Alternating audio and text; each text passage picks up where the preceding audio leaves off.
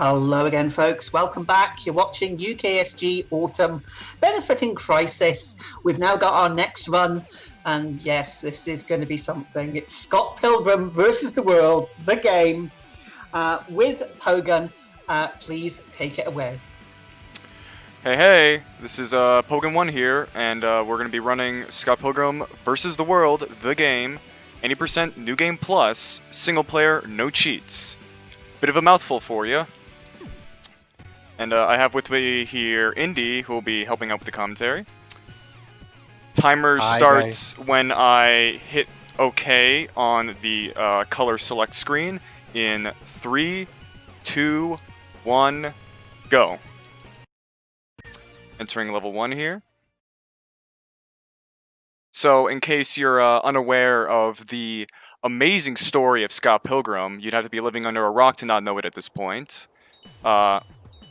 We are going to be fighting the 7 evil X's in order to be able to get to date Ramona Flowers. But in our case, we're going to be playing as Scott, actually, due to the fact that he's actually the best character in the game. And because we're playing on 80% New Game Plus, we have our character maxed out, best level, so we have all the moves, highest possible stats. So we, basically the best character you could possibly get in this game right off the bat. And so I kind of hate level 1, so what we're going to do is we're just going to skip level 1. For some reason, I have no idea why, but in the entire game, this one screen is a hole in the wall where we can actually just skip the entire level by shimming through this hole, and the rest of the level is actually already loaded. So what we can do is we can just go to the end of the level and enter the door, the magic door that will take us to the end of the level, so we don't have to do the rest of it. I just have to make my way over, listen for the door opening, and we're in.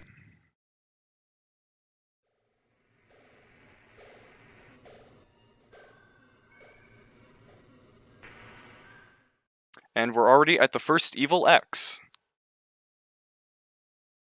How long do you think this fight's gonna take, Indy?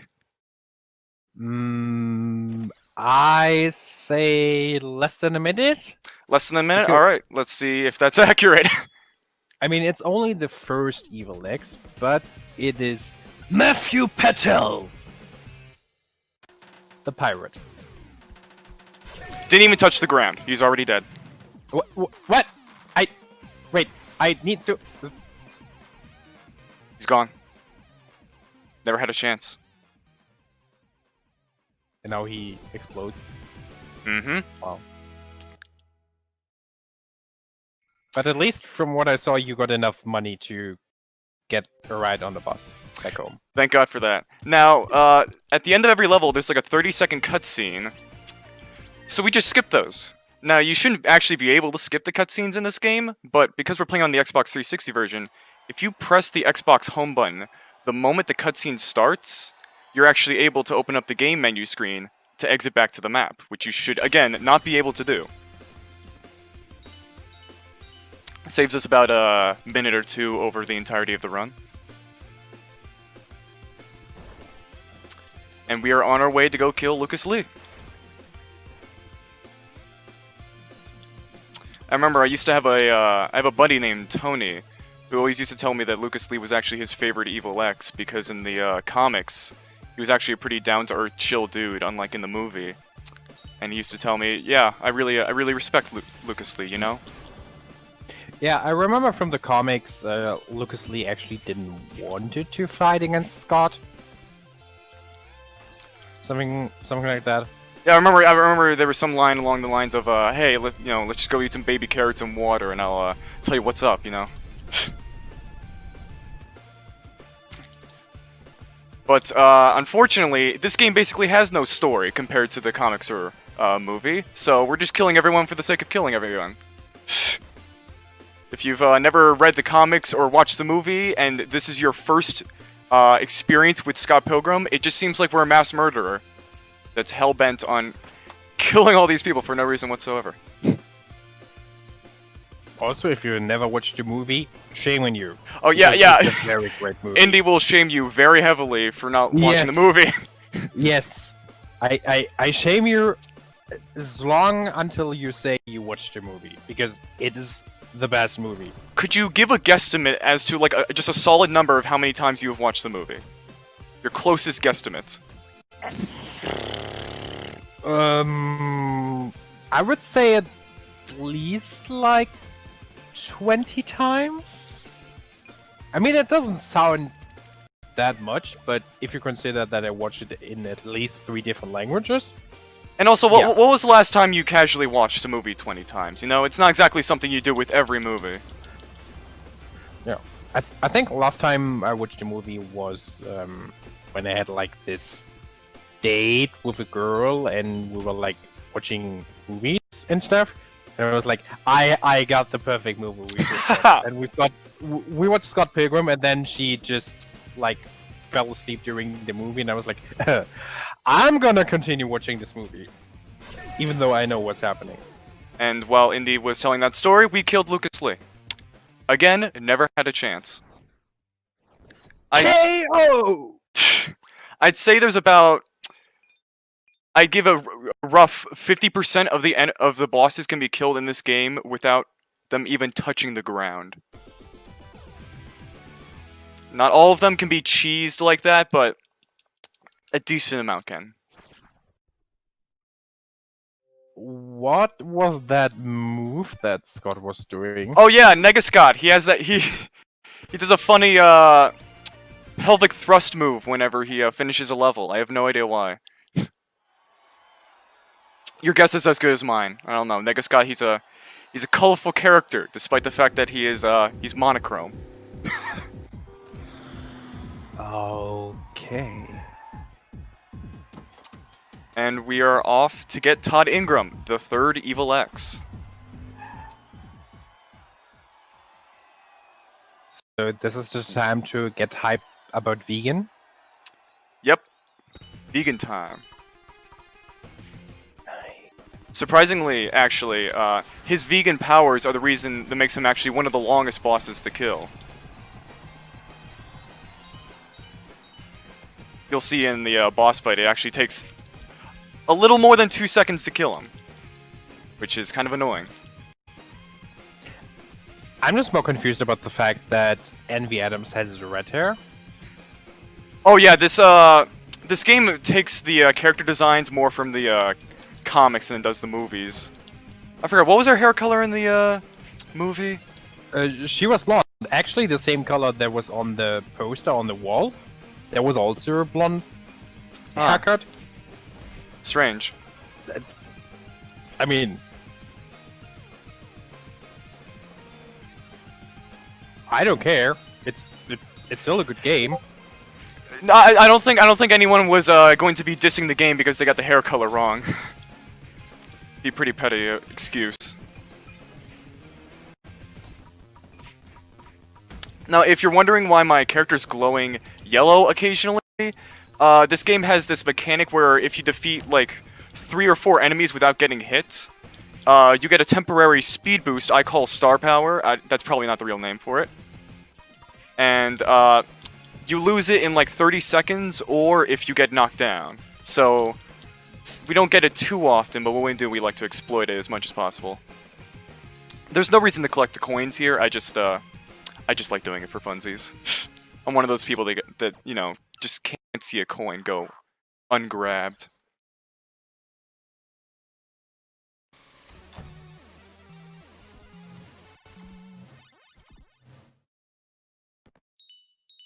Now the sad part is we're not gonna actually get to fight Envy Adams. We're gonna fight the drummer chick. I forget her name, but it didn't really matter because she went down 3 hits with a guitar.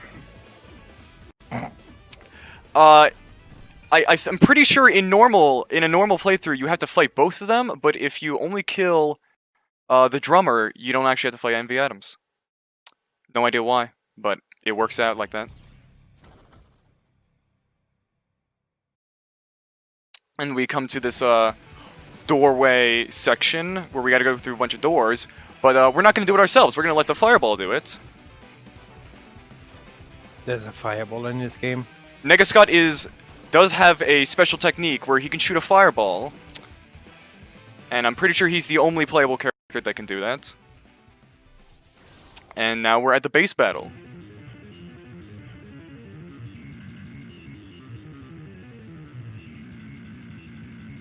I'm Flawless. so amazed. Flawless execution. Could not have done that base battle any better. What? You only... Wow. That was probably the best one... The most perfect one button press that I've ever seen. Truly. Now, we gotta wait for Todd to do his giant mutated arm thing, grab a trash can, and he's down for the count. He takes a lot less damage when he has his vegan powers activated, so we gotta wait for him to do that arm attack before he's in a weakened state. But nothing a trash can can fix, like I always say.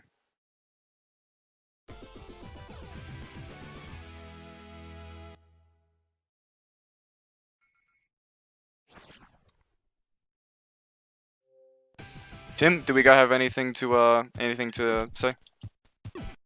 Oh yes, I've always got something to say. I would like to thank everybody again for watching UKSG. We are the United Kingdom Speedrun and Gathering. And we're normally a 2-day speedrunning marathon held 4 times a year in Glasgow, Scotland. But due to the situation with COVID-19, we are bringing you 3 days of exciting speedruns from the comfort of our owner homes to yours. We are raising money to support Crisis, who are a charity supporting people out of homelessness for good. They achieve this through education, training and support with housing, employment and health. 100% of your donations will be supporting Crisis. We have currently raised 1,775 for that amazing cause. Let's see if we can get to 2,000 by the end of the marathon. Thank you, Tim. And we just went through the train section in less than a minute. Though, of course, like an old Western, we gotta fight on top of the train before we're allowed to advance.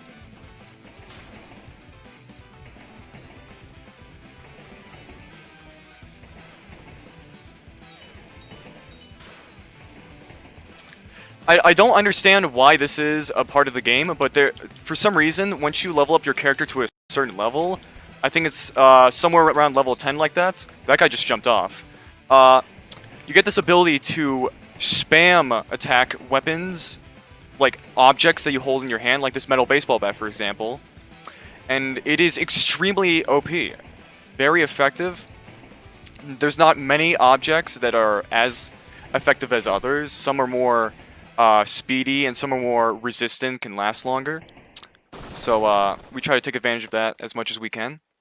Like, for instance, I'm going to be going through the rest of this level using one of these ninja swords that we're going to pick up in a second here.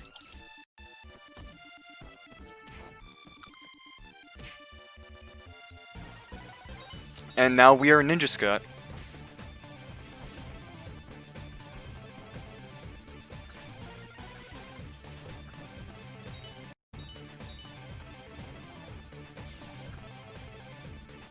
At this point in the game, it gets kind of, it deviates a little bit from the comics and the movie, because I don't remember any place called the Frying Tengu.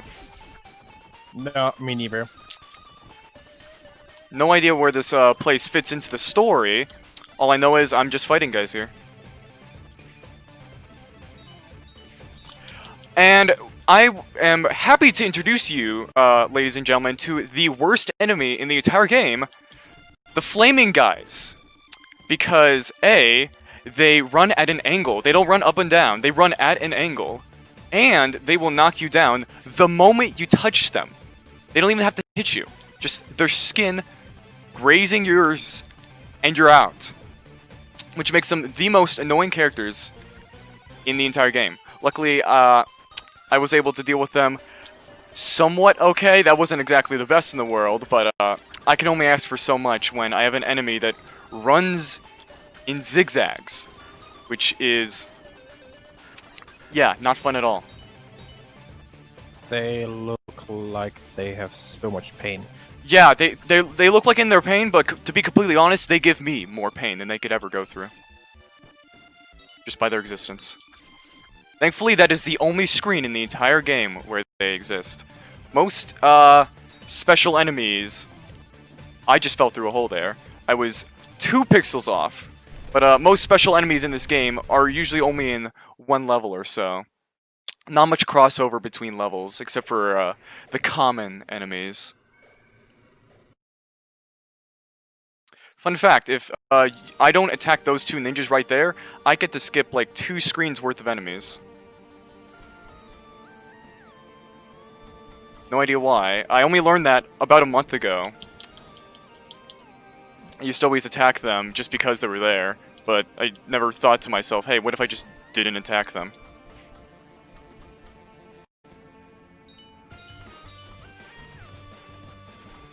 I'm gonna be using this bamboo shoot in replacement of a sword. Not as fast, but, you know, it will get the job done. And we're off to go fight Roxy Richter, the 4th Evil X.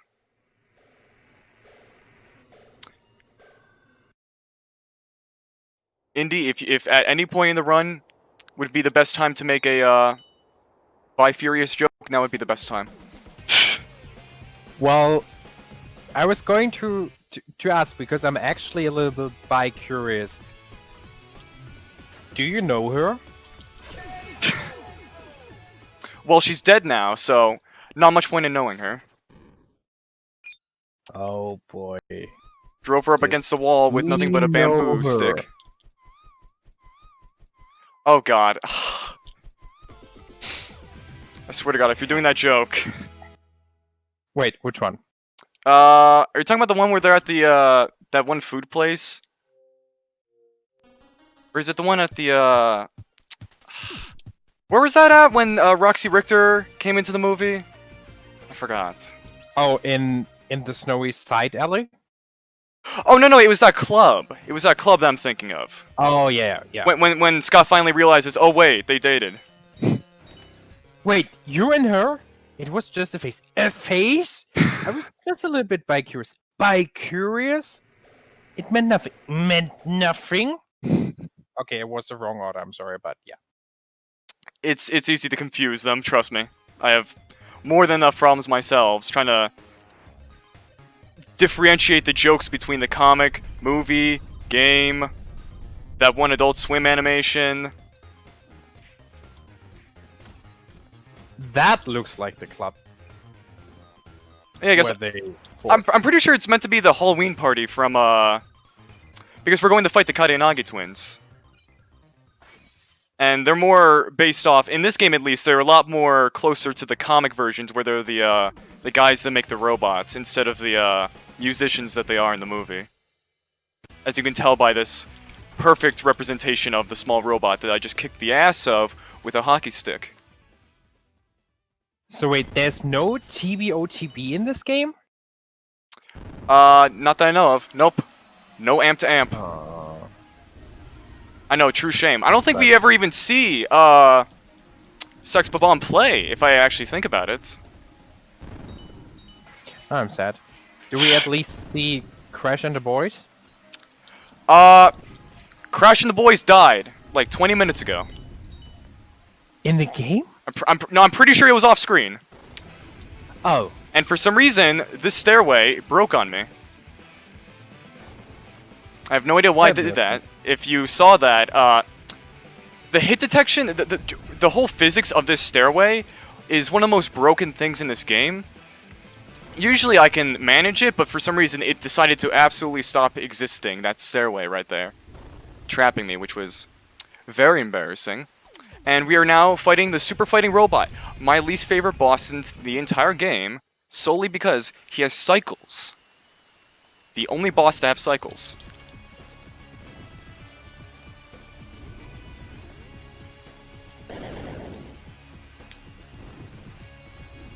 This one wasn't in the movie. I don't think he was in wouldn't anything. remember. So it's just for like It's just entertainment. it's just a robot. I'm pretty sure it's being manned by the Katayanagi twins. If I Pretty sure you can see them. If they were to hit me with the fist, I think they would show up. But I'm going to not let that happen.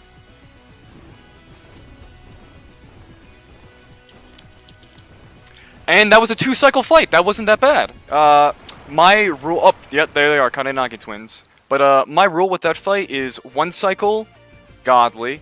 2 cycles, a good goal to reach. 3 cycles is about average, and anything past 3 cycles, I should be very ashamed of myself. So, glad that went as well as it did.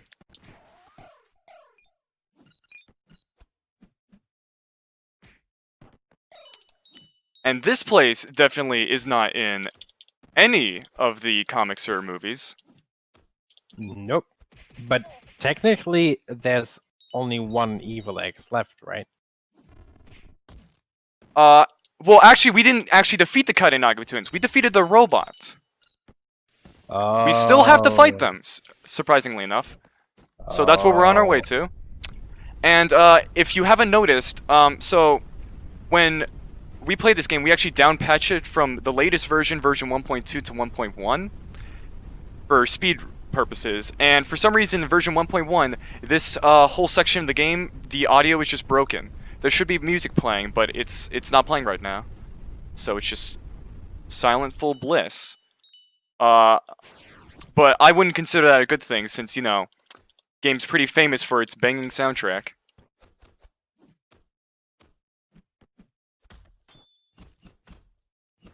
These black-suited dudes really are annoying, because they love blocking more than anything. And it can get to the point where they won't stop blocking for 20 or so seconds.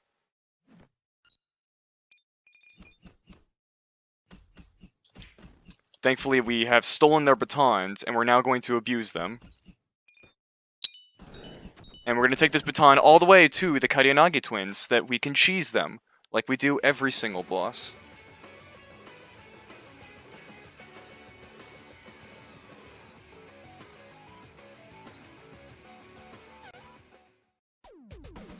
The Twin Slayer.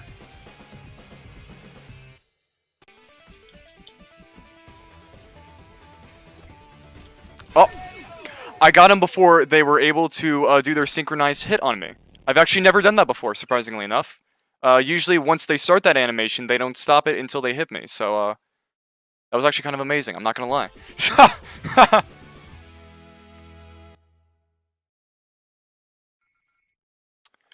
And now, we are off to a wilderness sabbatical to go fight Negascott. Definitely a comic reference. Wait, you're now fighting Negascott? Yep! That's right! I'm going to fight myself, ladies and gentlemen.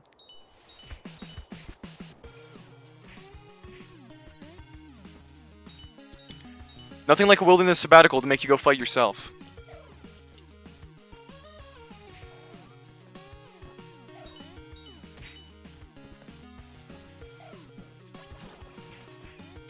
These birds are the bane of my existence, I swear. And look, everyone, it's Link. There's your Zelda reference for the day.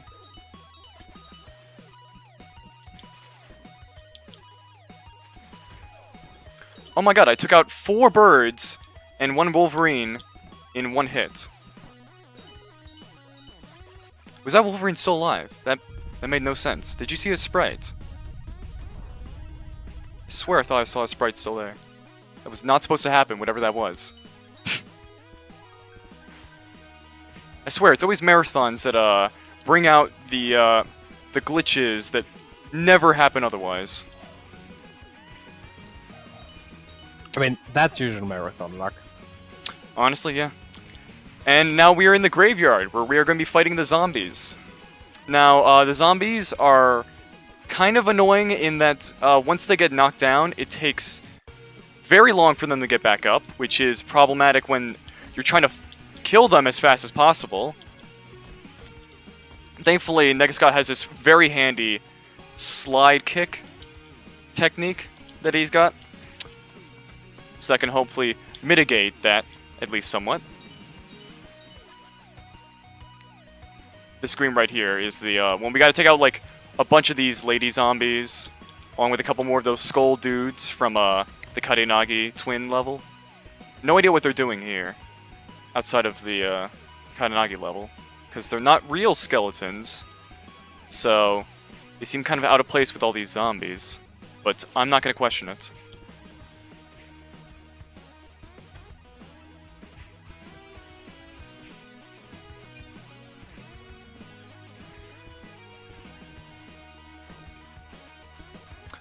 They're all off screen.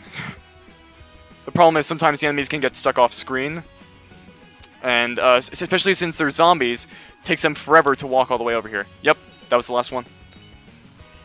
And now I am going to face off with myself. Who will win? Only one way to find out.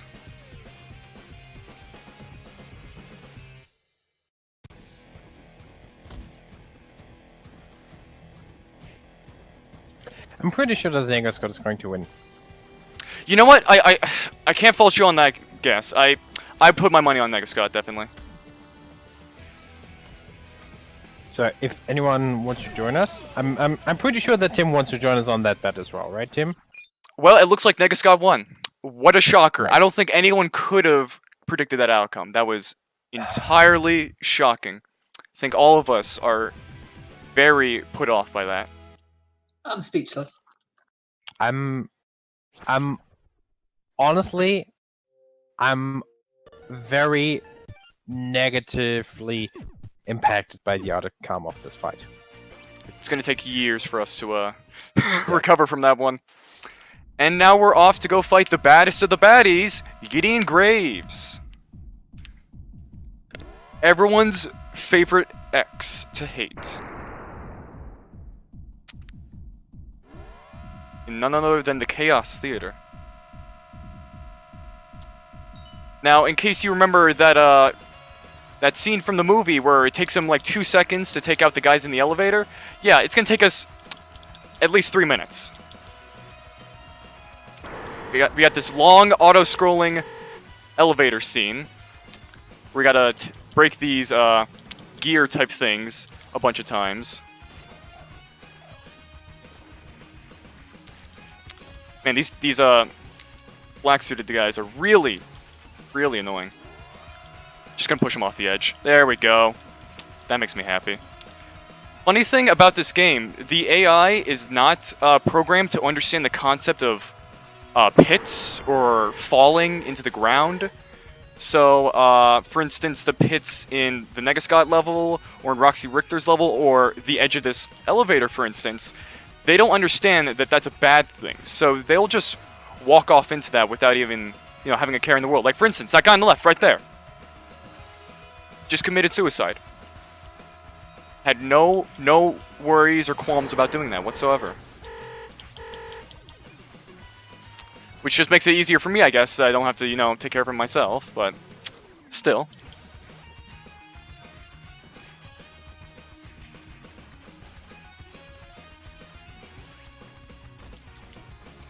I tried to summon Knives Chow, but Knives Chow's mom showed up. There we go, there's Knives Chow.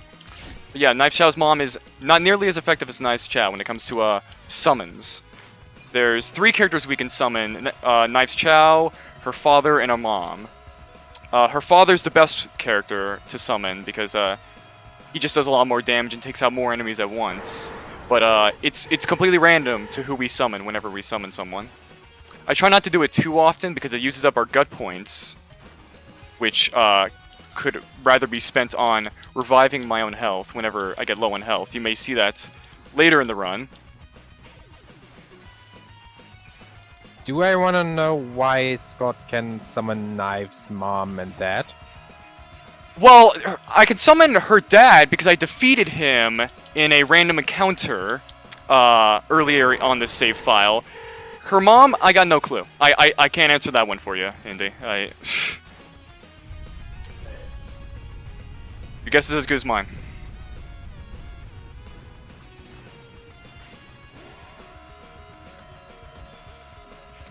Now, it's very important. This is the last section of the elevator, And it's very important that we grab the metal baton from these dudes, like we did at the end of Karianagi, because we're going to need it, just like we did with the Karianagi twins, for the upcoming fight, which is going to be Gideon Graves.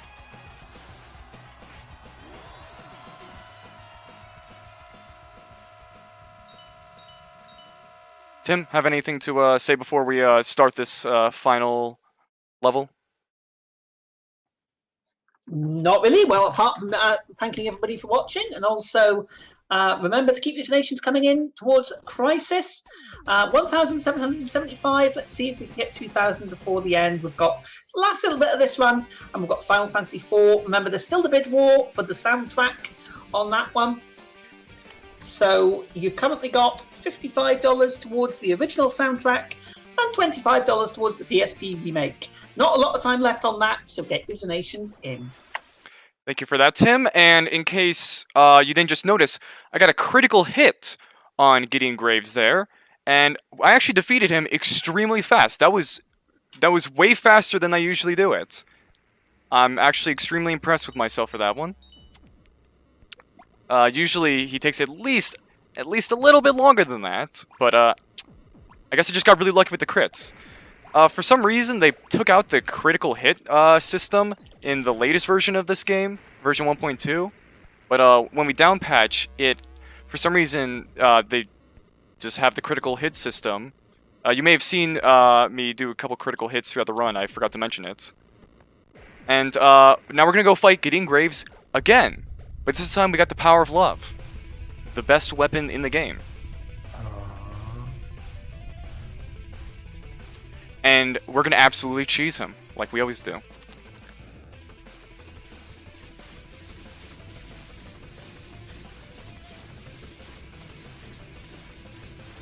And that was phase 1.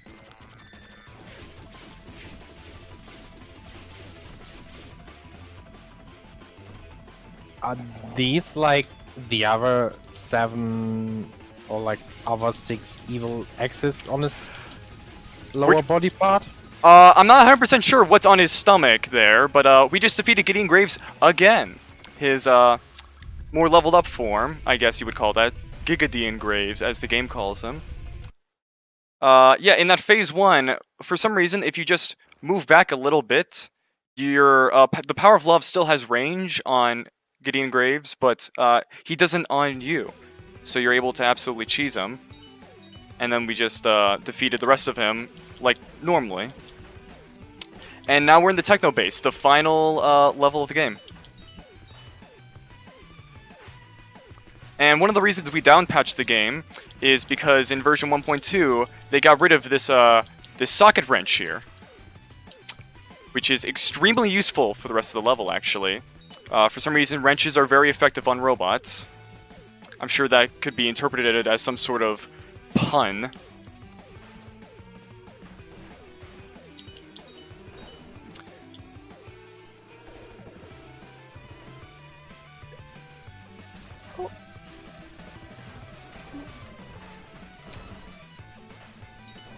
And now we're just avoiding a bunch of lasers, bunch of robots. This giant-ass hallway. Definitely not from the comics or the movies. I feel like I would have remembered a techno base full of robots.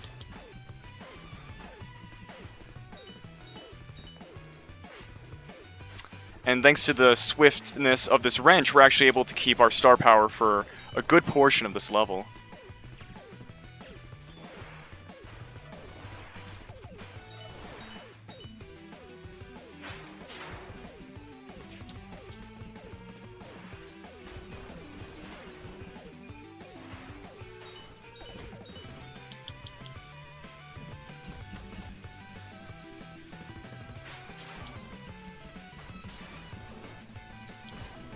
And just like that, we are already off to go fight Gideon Graves.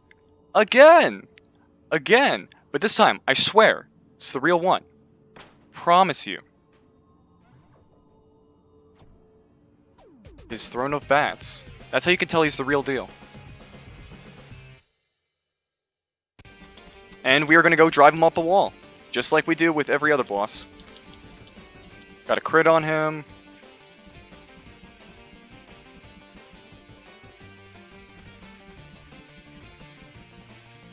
Flashing orange. Another crit. Wow, 2 crits. 3rd crit, and he's done. And time will stop. Oh. It was a fake. Oh no, we're gonna have to fight him again for a 4th time. When will it ever end? I'm gonna laugh so hard if you actually have to fight him 7 times. 7 times, I don't know about that, but time will stop. 3, 2, 1, stop. That was the real one, guys. It's over. That was the last fight, I swear. Promise. No fake outs. Real one. KO! And the run is finished. What's the time on that? It's 34:43. 34:43. Wow, I was actually under 35 minutes. I didn't think I was gonna be. That's why I extended my estimate by 5 minutes, but no, that was actually not that bad a run. 2 minutes off the world record.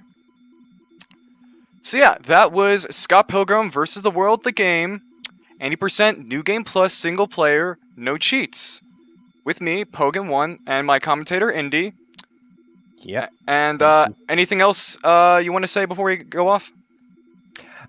Yes. After this run was supposed to be Final Fantasy IV, but I decided, you know what, we scrapped that. There will be no Final Fantasy IV. We're just gonna watch the movie. Hooray! Please don't. Please don't. Please, yes. Movie time. Yay. I don't think anyone wanted to watch that Final Fantasy IV run anyways. Am I right? Am I right? Yeah. I mean, probably. I'm joking. I'm joking. No. No. It was a pleasure to be here. It was a pleasure to have you, Indy. It was a pleasure to be here. Thank you very much for having me. UKSG Autumn 2020. Very glad to be here. Make sure to get those donations in for Crisis. And right after me, we're going to be having Indy once again. But this time he'll be the actual runner. Can't wait to see that. So next time we're gonna have a co-op run with the remake. We'll see. Oh, who knows? Who knows? Very, very little bit of a teaser trailer there. Whenever Holiday 2020. Whenever Holiday 2020 is. Who knows? Who knows? We'll see. Alrighty then. Thank you very much indeed, Pogan, for that amazing run, and Indy for the fantastic commentary. That was certainly an experience, so thank you very much indeed. Bear with us, folks. We're going to go to another quick intermission, and the last run of the marathon is coming up. It will be Final Fantasy IV Paladin Percent with Indy, so please stay with us. Always rearranging. Always rearranging. Always rearranging.